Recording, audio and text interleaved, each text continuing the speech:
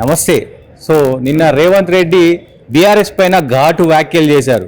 So Kalvakuntla కుటుంబాన్ని నేనున్నంత కాలం తెలంగాణలో అధికారం రాకుండా చేస్తానంటూ కూడా మాట్లాడిన పరిస్థితులు ఉన్నాయి. సో నాతో పాటు ఎర్రల శ్రీనివాస్ ఉన్నారు, బీఆర్ఎస్ నాయకులు. అన్న ఎట్లా చూస్తారు వ్యాఖ్యలు?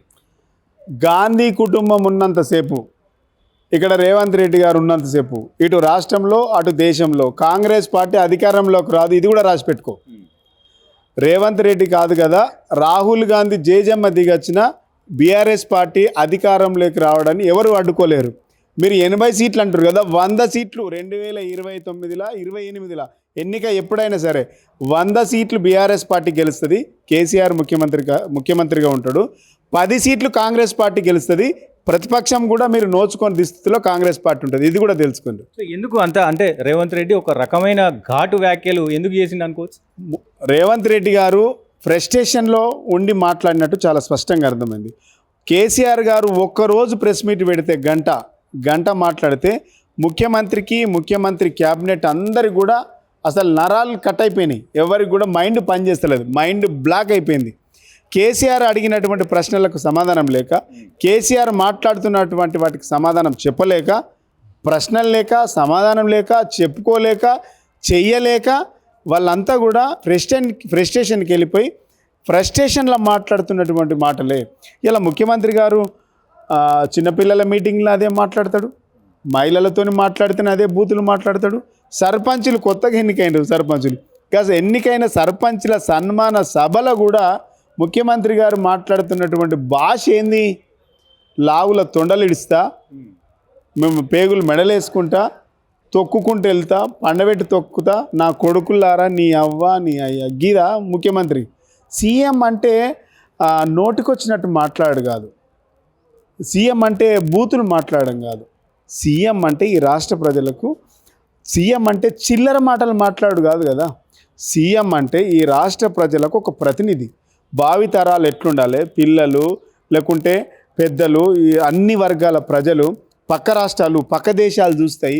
ఆ సోయి లేకుండా కూడా నోటికొచ్చినటువంటి బూతులు మాట్లాడి ఈ సలహాదారులు ఇంతమందిని పెట్టుకున్నావు, 14-15 మందిని పెట్టుకున్నావు, ఒక్కడు సలహాలు ఇస్తలేడు.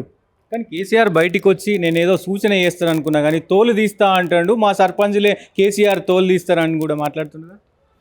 ఆ విషయానికి వస్తే కేసీఆర్ తోలు తీస్తారా, లేకుంటే మొన్న రేవంత్ రెడ్డి గారు ఫుట్బాల్ ఆడినరు, రేపు రాబోయే కాలంలో కాంగ్రెస్ పార్టీని ప్రజలు ఫుట్బాల్ ఆడుకుంటారు, అది కూడా చూద్దాం. తోలు మరి ప్రజలు మమ్మల్ని తీస్తారా, ఫుట్బాల్ ప్రజలు మీతో ఆడుకుంటారు, అది కూడా చూద్దాం. ఇవి ప్రతిపక్ష నాయకులు మాట్లాడుతున్నటువంటి మాటలు ప్రభుత్వం రిసీవ్ చేసుకోవాలి. పేషెన్స్ ఉండాలి, అవగాహన ఉండాలి. అంతే తప్ప నోటికొచ్చినట్టు మాట్లాడుకుంటూ పోతే ఈ 2 ఏళ్లలో ఏం చేసిండ్రో చెప్పవా అంటే ఒక దగ్గర సబ్జెక్ట్ లేదు, ఒకరి దగ్గర ఆన్సర్ లేదు. ఈ 24 నెలలల్లా 25 నెలలల్లా 23 డిసెంబర్ 7వ తారీఖున ప్రమాణ స్వీకారం చేస్తే ఈ సంవత్సరం 2025 డిసెంబర్ 25వ తారీఖులో ఉన్నాం, 25వ తారీఖులో ఉన్నాం మనం.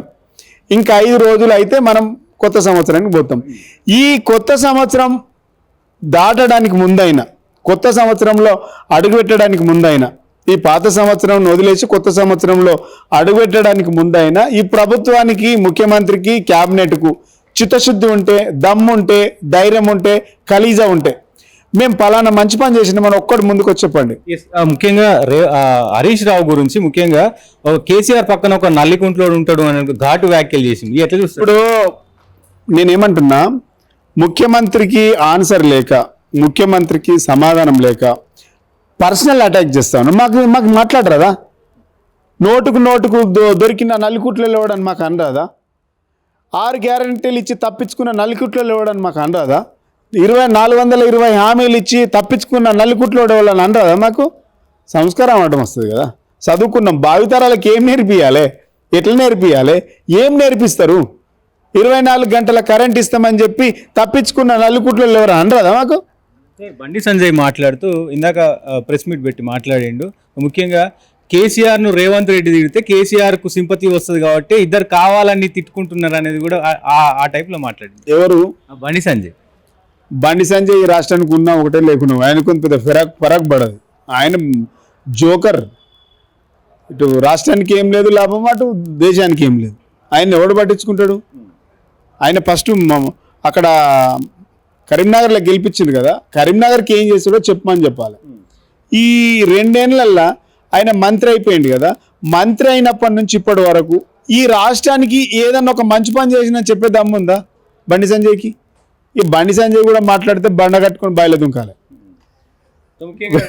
ఏదైతే బీఆర్ఎస్ వర్గానికి సంబంధించి కేటీఆర్కి 2వ వర్కింగ్ ప్రెసిడెంట్గా చేస్తారనేది వార్తలు పెద్ద ఎత్తున వైరల్ అవుతున్నాయి, ఏం చెప్తారు దీన్ని? ఇవన్నీ పుకార్లు, వాళ్ళకు నోటికొచ్చినట్టు మాట్లాడు తప్ప వీళ్ళు ఏం లేదు.